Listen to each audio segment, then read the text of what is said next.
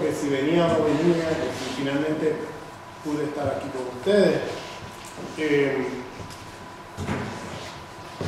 Lo que quisiera hacer para comenzar la discusión es hacer una diferencia entre la perspectiva decolonial en América Latina y la perspectiva postcolonial anglófona. Digo esto porque cuando uno empieza a hablar de descolonización de estas cosas, la tendencia siempre es a pensar que, bueno, pues que esto es un grupo de postcolonialidad. Y yo quisiera comenzar para un público aquí en España, que quizás no, algunos sí, otros no, conozcan la trayectoria de la red de modernidad colonialidad en América Latina, por establecer unas distinciones que me parecen fundamentales entre el postcolonialismo y la perspectiva decolonial. En primer lugar, la primera distinción entre los estudios postcoloniales y la perspectiva decolonial tiene que ver con un tema de la genealogía histórica en relación al colonialismo. En los estudios postcoloniales anglófonos, si ustedes se fijan, los autores principales son Spivak, Gayatri Spivak y Homi Bhabha, que son de origen de la India, y Edward Said, que es palestino del Medio Oriente. Entonces, en la perspectiva de los estudios postcoloniales, se privilegia como comienzo de la historia colonial la India, que fue colonizado en el siglo XVIII, y el Medio Oriente, que fue colonizado en el siglo XIX, y sobre todo se privilegia el imperio británico en primer lugar y francés en segundo lugar. Esto tiene, para nosotros en América Latina, el colonialismo comienza 3 siglos antes. Comienza en 1492 con la expansión colonial, lo que se conoce como la expansión colonial europea, que comienza en 1492 con la llegada de España a las Américas. Entonces, la formación del mundo moderno colonial tiene sus orígenes para nosotros en 1492. Para los estudios postcoloniales, el tema de los orígenes del colonialismo está ellos están pensando más desde el siglo XVIII y XIX, a partir de su propia experiencia histórica. Pero ¿qué pasa? De ahí que en la categoría que privilegian los estudios postcoloniales es orientalismo, el concepto de orientalismo, que es una categoría que se desarrolla ya en el siglo XVIII y XIX, y en la obra de Said queda claramente marcado como el orientalismo como una clasificación que hacen en ese momento pensadores europeos sobre el Oriente. Y es una clasificación que ha sido, bueno, requete criticada a partir de la obra de Said como esencialista, como racista, etc. Para nosotros la categoría que privilegiamos no es el orientalismo, sino el occidentalismo. Es decir, para la condición de posibilidad del orientalismo son 3 siglos de occidentalismo. Cuando decimos occidentalismo nos referimos a el privilegio de Occidente sobre el resto del mundo. El privilegio de Occidente en relación al privilegio económico, político, cultural, epistemológico, etc. De manera que esa es la condición de posibilidad del orientalismo. El orientalismo ya es cuando Europa ya de por sí se constituye como un sujeto superior al resto del mundo y comienza a clasificar a los otros. Pero para que llegara allí, se pasó por 3 siglos de occidentalismo que se saltan los estudios postcoloniales anglófonos porque no están mirando el mundo colonial portugués-español, que es mucho más antiguo que la colonización de la India o la colonización del Medio Oriente. Ustedes saben que la colonización del Medio Oriente se da fundamentalmente en el siglo XIX, hasta finalmente la caída del sultanato otomano. Fíjense que no dije el imperio otomano, dije el sultanato otomano, que es algo muy diferente a un imperio, pero bueno, parte de la orientación eurocéntrica es llamarle imperio a todo lo que se mueve, porque estamos anclados en la idea del imperio romano y el imperio y todo el imperio chino, el imperio otomano, y le llamamos imperio a todo. Y eso hay que tener mucho cuidado, porque como forma de autoridad política, el sultanato otomano muy diferente a los linajes chinos o al imperio romano o a lo que se conoce como los imperios europeos a partir del 1492. Son fenómenos diferentes con formas de autoridad política muy distintas.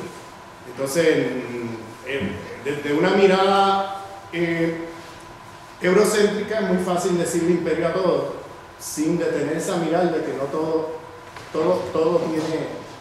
estos fenómenos son muy diferentes unos de otros y tienen lógicas de autoridad política muy diferentes. Entonces, esto tiene implicaciones, esta genealogía, desde dónde partimos y desde qué categorías privilegiamos, a partir de desde qué año partimos. En términos de la perspectiva postcolonial y la perspectiva de la decolonialidad con respecto a cómo vemos la modernidad. Existe en Europa diferentes versiones sobre dónde comienza la modernidad y qué significa la modernidad. Y eso es toda una discusión entre diferentes sobre todo entre diferentes historias imperiales europeas. Se va a trazar un origen a la modernidad que va a ser muy conveniente a cada imperio, a cada historia imperial. En el caso de los holandeses, ellos tratan de ponerlo más bien con el Tratado de Westfalia, mediados del siglo XVII, etcétera. Los británicos tratan de ponerla en las insurrecciones de 1688, los franceses la ponen en 1789. Ahora, en general, hay una tendencia a pensar la modernidad como un fenómeno a partir de la Ilustración en el siglo XVIII en adelante. Esa es una tendencia bastante fuerte, pero hay pensadores europeos en diferentes espacios de historias imperiales distintas que trazan la genealogía en diferentes momentos. Algunos holandeses van a decir que en 1648 con el Tratado de Westfalia, otros británicos van a decir 1688, los franceses siempre van a acudir a 1789, etc. Pero la tendencia que ha prevalecido ha sido considerar la modernidad como algo que comienza en el 18 con la Ilustración y con la Revolución Francesa. Ahora, esta genealogía entre comenzar la historia del colonialismo del siglo XVIII-XIX a comenzarla a fines del siglo XV tiene implicaciones sobre cómo entonces conceptualizamos la relación entre modernidad y colonialidad. Si comenzamos en el siglo XVIII-XIX, la modernidad, entendida ya en el sentido más francocéntrico, de que es 1789, Revolución Francesa y todo el pensamiento de la Ilustración que lo precede. Entonces, la relación entre modernidad y colonialidad son como procesos con cierta distancia y cierta semi-autonomía uno de otro. Entonces, por tanto, hay una autonomía relativa de la modernidad de la colonialidad. Son procesos un tanto como semiautónomo uno de otro. Pero si empezamos a finales del siglo XV, tiene implicaciones porque para nosotros la modernidad y la colonialidad van juntos desde el principio. Si empieza en 1492, modernidad y colonialidad son dos caras de la misma moneda. Son mutuamente constitutivas una de la otra. No hay modernidad sin colonialidad, no hay colonialidad sin modernidad. Ambas van juntas. Entonces, eso establece una primera gran diferencia entre estudios postcoloniales y estudios decoloniales. Porque los estudios postcoloniales se va a pensar la relación entre modernidad y colonialidad más autonomizada una de la otra, que cómo lo concebimos visto desde América Latina. Porque visto desde América Latina y visto desde la categoría de occidentalismo en oposición a la categoría de orientalismo, entonces la modernidad y colonialidad son procesos mutuamente constitutivos del cual no es posible pensarlos como algo separado. Esto tiene implicaciones, obviamente implicaciones políticas, porque si la modernidad está envenenada desde su primer día por la colonialidad, entonces como proyecto político salvar la modernidad no sería una solución a los problemas que enfrenta la humanidad. Pues la modernidad entonces sería un proyecto civilizatorio occidentalocéntrico, desde el cual entonces se monta todo un proyecto imperial colonial donde el mundo queda dividido entre la zona de aquellos sujetos cuya humanidad se reconoce y aquella zona del mundo donde la humanidad de los sujetos no es reconocida. Eso es lo que Fanon llamaba la zona del ser y la zona del no ser. Frantz Fanon, que establecía cómo en la modernidad hay una fisura entre el mundo occidentalocéntrico y el mundo colonial. Y cómo en el mundo colonial, por ser racializado como inferior, no se ve como extensivo a la categoría del humano, se ven como subhumano o no humano. Entonces, en el mundo más occidentalocéntrico, la categoría del humano es reconocida. Esto tiene un montón de implicaciones que podríamos desarrollar en la discusión. Simplemente estoy aquí ahora mismo puntualizando una serie de diferencias porque hay una fuerte tendencia a subsumir la perspectiva decolonial con la postcolonial y a perderse de vista que se trata de genealogías de pensamiento diferenciadas. Para los postcoloniales, como la modernidad no es intrínsecamente colonial, entonces la modernidad es salvable. Es decir, se trata entonces de pluralizar la modernidad o de hacerla extensiva a diferentes culturas del mundo.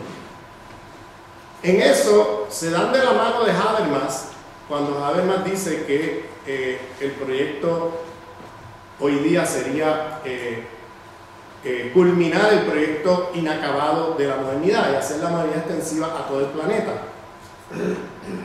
Desde América Latina, a nosotros eso nos suena bastante problemático porque la modernidad es lo que existe desde hace 500 años.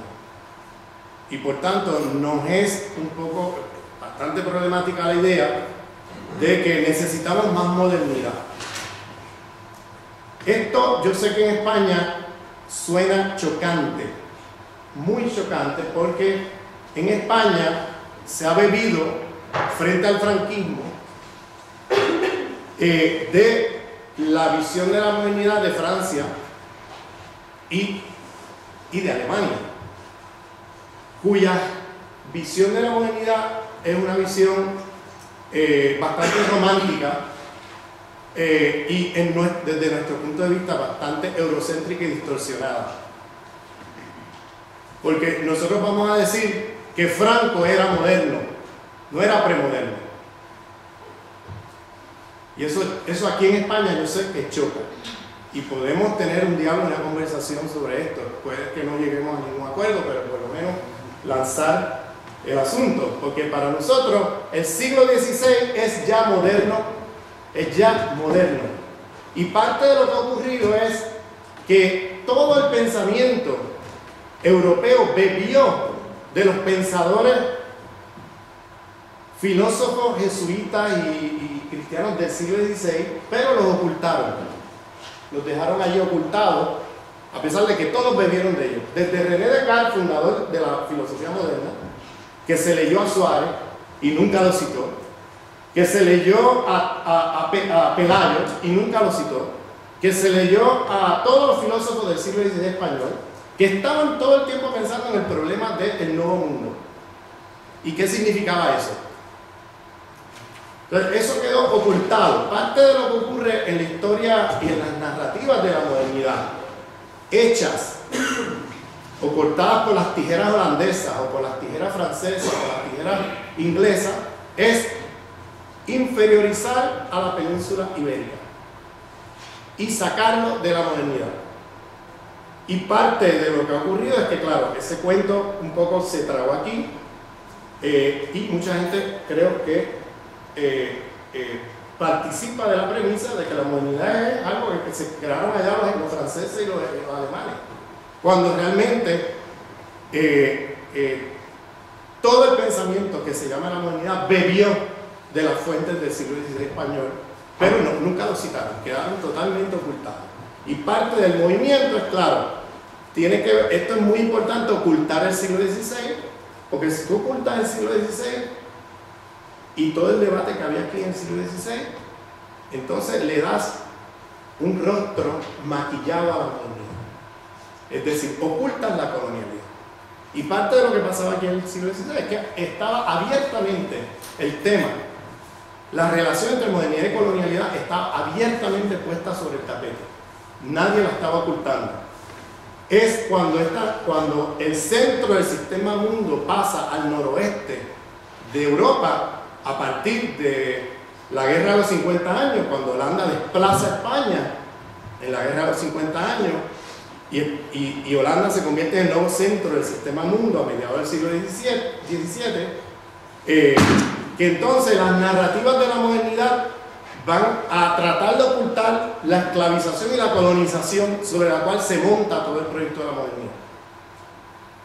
Y eso lo vamos a ver bien prístinamente en todo el pensamiento de la Ilustración ya en el siglo XVIII, tanto británico como francés, donde van a tratar de levantar un discurso de la modernidad que va a ser montado sobre la premisa de que de la modernidad como algo positivo y como algo románticamente construido, como insulado, como algo sui generis a Europa, de la cual nadie más en el mundo tiene acceso, ¿no? Y de la cual no tiene nada que ver con la esclavización ni con la colonialidad ni nada de esto. Entonces, visto desde la geopolítica del conocimiento de las Américas, te cambia toda esa visión, porque si lo ves desde la historia de América Latina o de las Américas, no solamente América Latina, vas a ver cómo ahí la relación entre modernidad y colonialidad queda de una manera abiertamente visible, imposible de ocultar el rostro de la colonialidad de la modernidad. Entonces, por tanto, si la modernidad está constituida desde el principio por la colonialidad, entonces la solución a los problemas que vive la humanidad hoy no puede pasar por más modernidad, sino tiene que pasar por soluciones que piensen más allá de esta modernidad eurocentrada imperial colonial. Es decir, habría que pensar más allá de eso. Entonces, parte de lo que pasa en los estudios postcoloniales es que en los estudios postcoloniales, al empezar en el siglo XVIII y XIX, pierden de vista estos 300 años, perdonen. Entonces, pierden de vista los 300 años de constitución del occidentalismo, que es la superioridad de Occidente sobre el resto. Entonces ellos comienzan un poco presuponiendo ya eso que pasó, sin mirarlo, sin tomarlo en serio, y privilegiando las categorías que se van a producir en el siglo XVIII y XIX, y de ahí que ellos privilegien orientalismo sobre occidentalismo, cuando realmente el orientalismo, la condición histórica y política de posibilidad del orientalismo es el occidentalismo. Tú no puedes entender el orientalismo sin 300 años de occidentalismo. De otra manera no puedes entender que cómo es posible que ya desde Europa se asuma el privilegio epistemológico. En el orientalismo ya eso está asumido, el privilegio epistemológico de Europa sobre el resto del mundo. Entonces, el resto del mundo es inferiorizado, ¿no? Ahí hubo 300 años que un poco se cargaron en la historia los postcoloniales. El otro problema de los postcoloniales es que para nosotros la historia colonial es diversa. Es decir, hay una multiplicidad de historias coloniales, no es solamente la británica. Está la holandesa, está la francesa, está la española, la portuguesa, la alemana, o sea, podemos ir, hay una diversidad de historias coloniales y hay que tener mucho cuidado en cómo, o sea, un poco lo que pasa con los estudios, nuestra crítica a los estudios postcoloniales que privilegian el imperio británico y se cargan todos los demás imperios. O sea, no hay, en la historia colonial que ellos relatan están anclados en la historia del imperio británico en el Medio Oriente y en la India. Entonces, eso tiene implicaciones también sobre cuáles son las categorías que ellos desarrollan como categorías ya de coloniales o anticoloniales.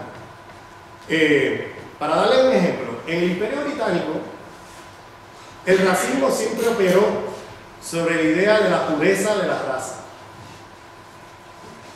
En el imperio español, la idea de la pureza de la raza tuvo una fuerza grande al principio de la historia colonial, pero más adelante comienza a pensarse el tema del racismo de otra manera, de que hay que blanquear las poblaciones. Y blanquear las poblaciones significa mestizarlas para hacer desaparecer los rasgos indígenas y los rasgos africanos. Mestizarlas con blanco europeo. Por tanto, la hibridez y el mestizaje se convierte en el concepto racista por excelencia de la historia colonial portuguesa y española en las Américas. En el Imperio Británico y en los postcoloniales, como el racismo operaba por la pureza, era subversivo hablar de hibridez.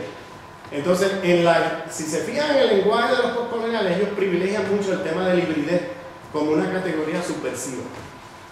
Y claro, eso hace sentido en la historia del Imperio Británico, ¿no? O en la historia del Imperio angloamericano, o sea, incluye los Estados Unidos como extensión de eso.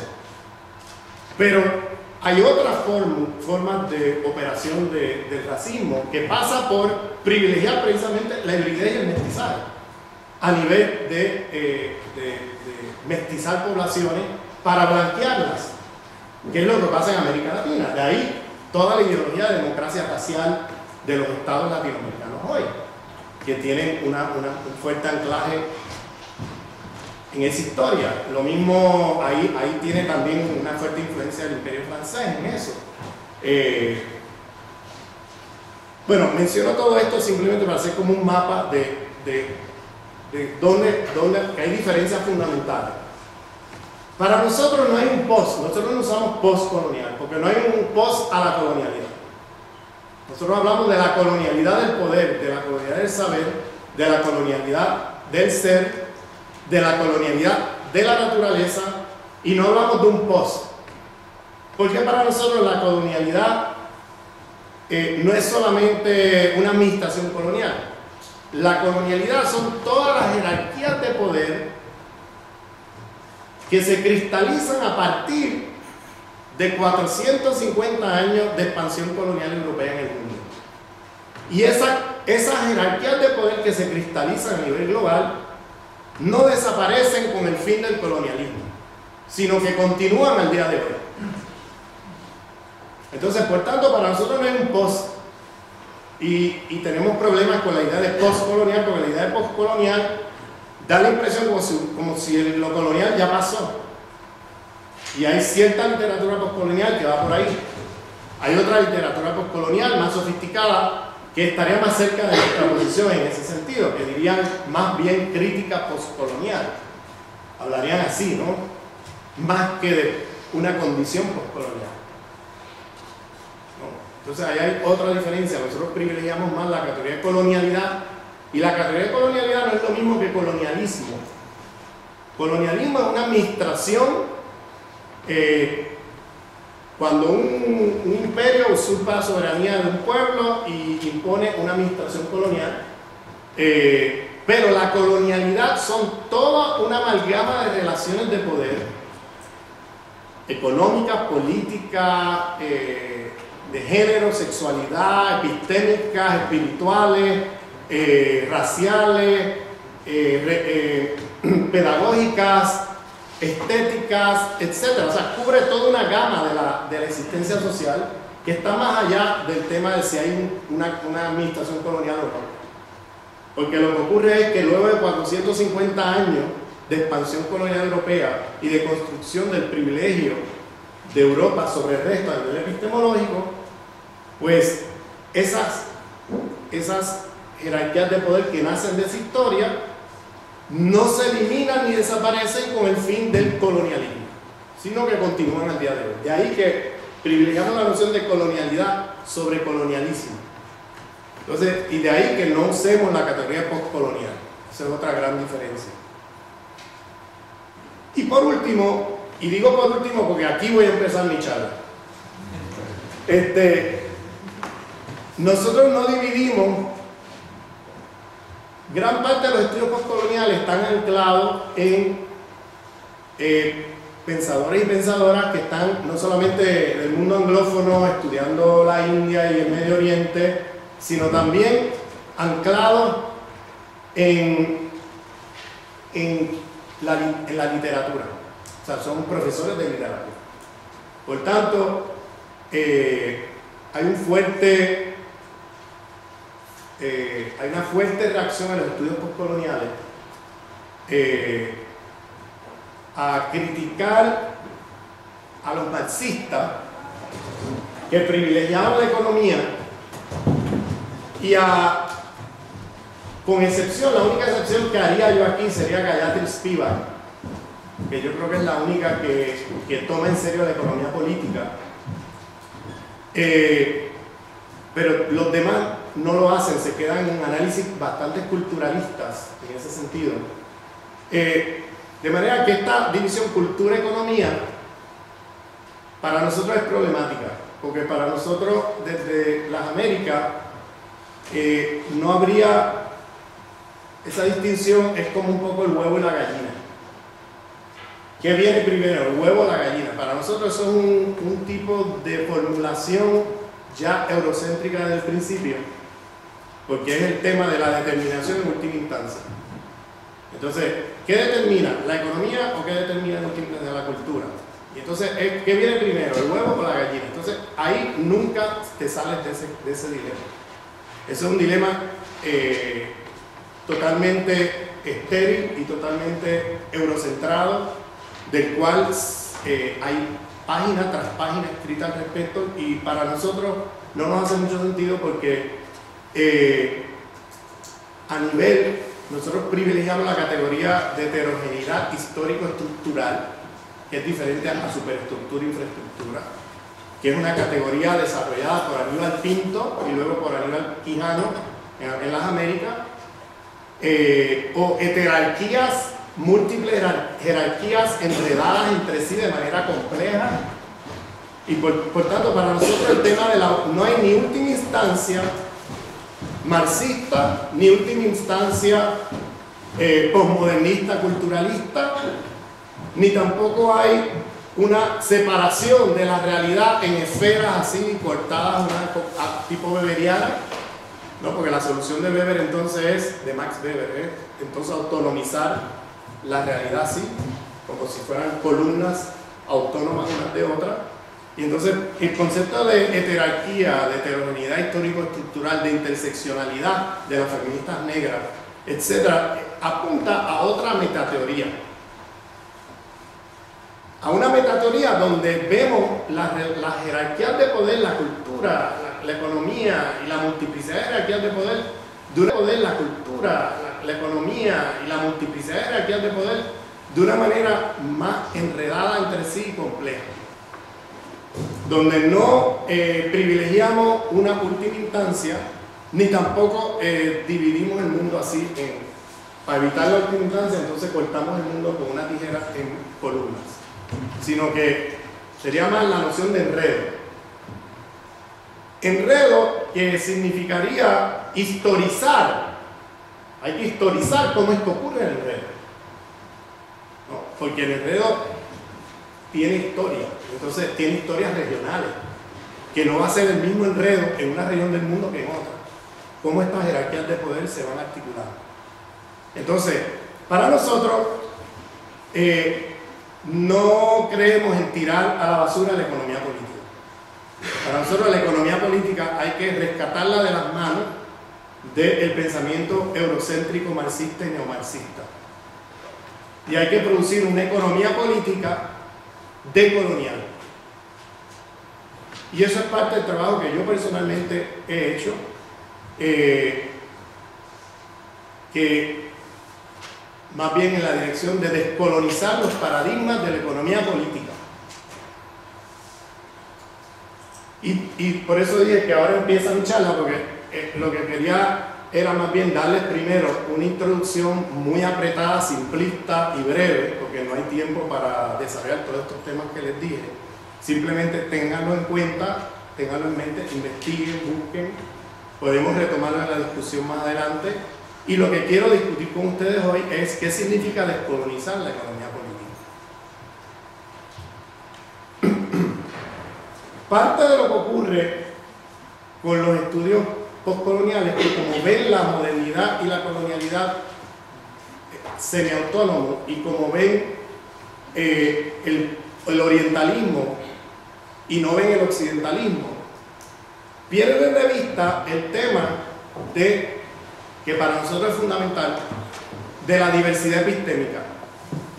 Para descolonizar el mundo tenemos que partir del reconocimiento de la diversidad epistémica. Tenemos que partir del reconocimiento de que el pensamiento crítico no es monopolio de los pensadores críticos occidentales, que hay un pensamiento crítico producido desde multiplicidad de epistemología y cosmogonía que ha sido ocultado e inferiorizado por el racismo epistémico de Occidente y de la universidad occidentalizada.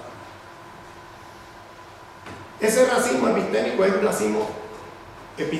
racismo sexismo epistémico, porque no es solamente que ha excluido a los hombres y mujeres del mundo llamado no occidental, del canon de pensamiento, sino que también ha excluido a las mujeres occidentales. Entonces es un pensamiento que está anclado y le llamo, y de ahí el término que yo uso es racismo una raya así, sexismo epistémico, porque va junto ambas cosas. A lo que me refiero a lo siguiente, si se fijan, la tradición del pensamiento occidental, incluso el pensamiento crítico de la izquierda occidental, está anclado sobre hombres occidentales. Todo el pensamiento crítico que se ha producido por mujeres en el mundo o por hombres y mujeres del mundo no occidental no entran en esa conversación, pues son vistos siempre como inferiores o como no meritorios del nivel de los pensadores críticos occidentales, y aquí estoy metiendo a la izquierda también. Esto no es un problema de la derecha, esto es un problema serio de la izquierda occidentalizada. Entonces, el problema ahí es que, si se fijan, los estudios postcoloniales privilegian como canon de pensamiento crítico a Foucault, a Lacan, a Derrida, a Gramsci y a Marx. A un Spivak, a un Gayatri Spivak. Entonces, el problema ahí es que si volvemos otra vez a anclar el pensamiento crítico única y exclusivamente en hombres occidentales, estamos reproduciendo nuevamente racismo, sexismo epistémico. Estamos nuevamente ocultando otras posibilidades de pensar y de actuar y de vivir en el mundo. Ahí se reproduce una colonialidad del saber y del ser, porque estos pensadores occidentales no han pensado los problemas del 80% de la humanidad. Han pensado los problemas de un 20% de la humanidad, pero no los del 80%. Entonces, para nosotros, el tema no es el tema de la postcolonialidad, es de la descolonización. Y la descolonización del mundo y de sus jerarquías de poder. Y para eso tiene que partir de la diversidad epistémica del mundo. Para salirnos del esquema en el cual solamente hay una sola genealogía de pensamiento crítico en el mundo, que es la de los hombres occidentales. Una sola genealogía de pensamiento crítico en el mundo, que es la de los hombres occidentales. Entonces tiene Foucault, Derrida, Marx, Gramsci, no sé qué, Antonio Negri, el otro y el otro, ¿no? ¿Y qué pasa? Toda esa gente, yo no, o sea, ahora me adelanto a las reacciones, porque siempre cuando uno dice estas cosas, el fundamentalismo eurocéntrico es tan fuerte y tan normalizado que hay gente que reacciona diciéndome, pero tú eres un fundamentalista antieuropeo. Oigan lo que yo estoy diciendo. Yo dije diversidad epistémica. Yo no he votado a la basura a los europeos. Los europeos han votado a la basura al resto del mundo. Pero cuando uno llama a la diversidad epistémica, lo que se oye del otro lado, desde el fundamentalismo eurocéntrico, que es lo que se ha normalizado, es como si uno estuviera diciendo, no se lean más a Foucault, ni a Derrida, ni a Gramsci, ni a Marx. O sea, tremenda tontería, ¿no? O sea, yo jamás he dicho que no se lean esos autores. Yo he dicho, he hablado de diversidad epistémica, de diálogo interepistémico, de que el pensamiento crítico no es monopolio de estos autores, que hay un pensamiento crítico y genealogías de pensamiento crítico en muchas otras epistemologías y cosmogonías en el mundo, y que lo que han hecho estos pensadores y estos autores es excluirlos a todos. Entonces se proyecta en mí, de momento, que yo sé que estoy excluyendo a los europeos. Yo no estoy excluyendo a los europeos. Yo he leído a Foucault, yo he leído a Marx, yo he leído a Derrida. Podemos discutir todos esos autores y yo los conozco. Ahora, ustedes no pueden discutir conmigo los autores que conocemos del otro lado, porque ustedes no los conocen. No los conocen. En gran medida, no los culpo, porque tiene mucho que ver con las instituciones. La universidad occidentalizada es una universidad racista, sexista, epistémica, y es una estructura global de poder que reproduce fundamentalismo eurocéntrico en todo el planeta. Porque usted, cuando habla de universidad occidentalizada, fíjense que no dice universidad occidental, dice occidentalizada. ¿Qué significa? Que puede estar en Beijing, puede estar en Buenos Aires, en Dakar, en Manila, en Nueva York, en París, en Madrid, y cuando vas a un curso de sociología, ves otra vez a los mismos hombres occidentales. Eso es lo que tienes que leer, porque eso es el campo. Y vas a un curso de antropología, no importa dónde esté la universidad occidentalizada, y allí están los mismos hombres occidentales que te los tienes que saber, porque ese es el cambio. Pero allí no aparece Silvia Rivera Cusicanqui, ¿no? Allí no aparece Esteban Ticona, ¿no? Allí no aparece Aníbal Quijano, allí no aparece Enrique Dussel, allí no aparece Ali Shariati, allí no aparece, o sea, allí no aparece medio, el 80% de la humanidad no aparece allí. Es más, no aparece el 90%, porque de ese 20%, las mujeres de ese 20% tampoco aparecen. Entonces es racismo, sexismo epistemológico. Entonces eso es lo que se le llama teoría científica válida, ¿no? teoría social científica, eso es universal, ¿no? Porque solamente esos hombres son los únicos que tienen acceso a la universalidad. Una cosa más provincial que esa no te la encuentras en ninguna otra parte. Pero eso es lo que se le llama teoría crítica, científica, etcétera, etcétera. Y es lo que tiene pretensión de que tú con las categorías, fíjense, son hombres de 5 países: Italia, Francia, Alemania, Inglaterra y los Estados Unidos. Portugal y España, como les dije al principio, están fuera de eso. Por eso ustedes, para validar en la academia, tienen que publicar en revistas americanas y británicas, ¿no? Con Bologna y toda esa reforma, ustedes tienen que estar escribiendo en inglés, ¿no? O sea, ustedes están fuera también, o sea, no se crean que están adentro, ustedes están fuera. Y lo van a estar más todavía. Pero bueno, el asunto es que digo esto, que están fuera, para que no se sigan pensando como si estuvieran adentro y pensando siempre desde acá, desde esta modernidad eurocéntrica, cuando ustedes tienen la posibilidad nada más que por saber castellano, de leer estas otras cosas que están pasando en otras partes del mundo y nutrirse de eso, como un punto de partida crítico a lo que está pasando aquí en Europa hoy, ¿no? Entonces, ¿pero qué pasa? El racismo sexismo epistémico es tal que ha normalizado que la teoría crítica que producen estos hombres occidentales de estos 5 países, a partir de la experiencia histórico-social de 5 países que forman el 12% de la humanidad, 12%, búsquenlo en las estadísticas de Naciones Unidas: Italia, Francia, Alemania, Inglaterra y los Estados Unidos. Hagan el cálculo, son 12% de la humanidad.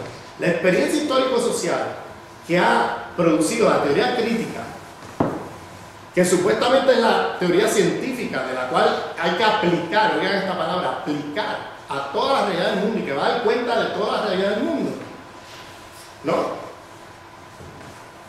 Viene a partir de estos pensadores de estos 5 países. Esa es la pretensión. Entonces, el resto de la humanidad se la cargaron. O sea, de ahí en adelante hay que aplicar a estos autores, hay que leérselo. Entonces, para nosotros el tema vemos como una contradicción en los estudios postcoloniales que sigan anclados otra vez en el pensamiento crítico de estos hombres occidentales. No porque no haya nada válido allí, sino porque no vas a descolonizar el mundo única y exclusivamente pensando desde ahí. Porque esos autores no pensaron otras realidades del mundo, que son las del 80% de la humanidad. No la pensaron porque no la vivieron, tan sencillo como eso. No la vivieron. De ahí que, si vamos a usar esos autores para un proyecto de liberación decolonial, tenemos que tener un ojo crítico, porque hay mucho eurocentrismo en esos mismos autores. Y si queremos de alguna manera salvar la teoría de Marx, hay que descolonizar a Marx. Y si queremos salvar categorías críticas importantes y útiles de Foucault, hay que descolonizar a Foucault. No puedes agarrarlos así y aplicarlos al resto del mundo como si fuera la última Coca-Cola en el desierto, ¿no? Entonces, a partir de ahí entonces hay que cambiar la geografía de la razón. Es decir, hay que empezar a mirar el mundo desde otras coordenadas. Cambiar la geografía de la razón, cambiar la geopolítica del conocimiento y la corpopolítica del conocimiento significa tomarse en serio el pensamiento crítico que se produce desde ese sur global. Y ese sur global, digo sur global porque no es solamente el sur que está por allá, hay un sur global acá dentro de Europa también, que ha sido también inferiorizado y que también produce pensamiento crítico y que está totalmente fuera de la conversación. Entonces, volviendo al tema de la descolonización de la economía política, entonces el tema es, si cambiamos la geografía de la razón y en lugar de ver a Europa expandiéndose, vemos a Europa llegando, esto va a tener consecuencias fundamentales. Pues si ve a Europa expandiéndose, y estos debates yo los he tenido con Wallenstein, con Giovanni Arrighi, que en paz descanse, he tenido estos debates con ellos, les he dicho, bueno, ¿por qué, por ejemplo, el patriarcado judeocristiano? Porque no es el patriarcado, en eso las feministas occidentales tienen un problema serio, no es el patriarcado, porque no es el patriarcado, es los patriarcados en primer lugar, y en segundo lugar, el que se globaliza es el judeocristiano, ese es el que se globaliza, no es cualquier patriarcado el que se globaliza, y ese es el que va como parte del proyecto colonial de la expansión colonial europea al resto del mundo, y llega como un proyecto colonial allí. Entonces yo le preguntaba a ellos, ¿y por qué ustedes no incluyen el patriarcado judeocristiano en las estructuras globales del sistema del mundo? Y la respuesta que me daban siempre era, pues porque eso existía desde antes de 1492. La nueva lógica y el nuevo sistema mundo que se genera a partir de 1492 es una lógica capitalista. Y por tanto, ¿por qué el patriarcado es una cosa viejísima, judeocristiano? Eso es viejísimo, eso no es nuevo. Claro, no es nuevo si lo ves desde Europa. Si lo ves desde aquí, obviamente no es nuevo, porque esto lleva siglos por aquí. Pero para un indígena en las Américas, en 1492, cuando llega el cura con la cruz, o sea, eso es completamente nuevo. ¿Qué es esto? ¿No? O sea, la imposición del patriarcado judeocristiano al resto del mundo es parte de la jerarquía del sistema mundo. No la puedes dejar de lado, porque si no es nuevo aquí, es nuevo en el resto del mundo. No existía judeocristianismo en las Américas antes de 1492.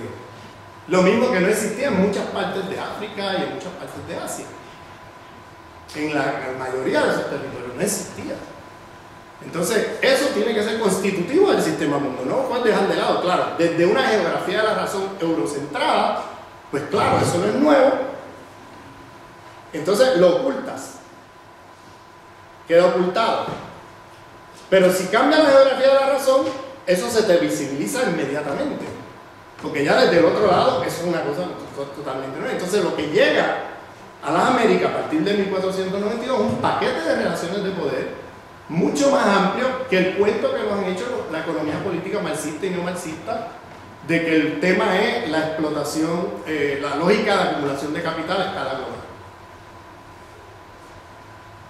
Porque lo que llega es un paquete de relaciones de poder mucho más amplio que eso. No estoy negando que haya una lógica capitalista global que se genera con la expansión colonial europea en 1492, eso no se está negando.